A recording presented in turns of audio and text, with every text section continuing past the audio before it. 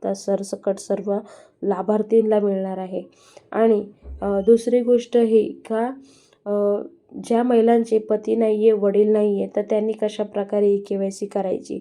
तर मी स्वतः जाऊन तपासणी केली, तर त्यामध्ये अजून अंगणवाडी सेविकाकडे अशी काहीच माहिती आलेली नाही आहे की ज्या महिलांना नवरा नाही आहे त्यांनी हाफ KYC करून त्यांचे मृत्यूचा दाखला किंवा वडिलांचा मृत्यूचा दाखला अंगणवाडी सेविकाकडे सबमिट करायचा आणि पुढची प्रोसेस अंगणवाडी सेविका करेल.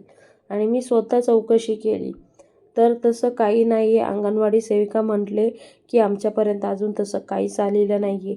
तर नेमकं त्यांनी KYC कशी करायची, सरकारला हा प्रश्न मी विचारित आहे. म्हणून आजचा व्हिडिओ जास्तीत जास्त पुढे शेअर करा, सरकारपर्यंत पोहोचायला पाहिजे. आणि लाडक्या बहिणींनो, काही प्रश्न असेल, काही समस्या असेल तर तुम्ही कमेंट बॉक्समध्ये कमेंट करून विचारू शकता. पुन्हा भेटूया नवीन व्हिडिओ सांगते. तोपर्यंत बाय बाय. थँक्यू. जय हिंद.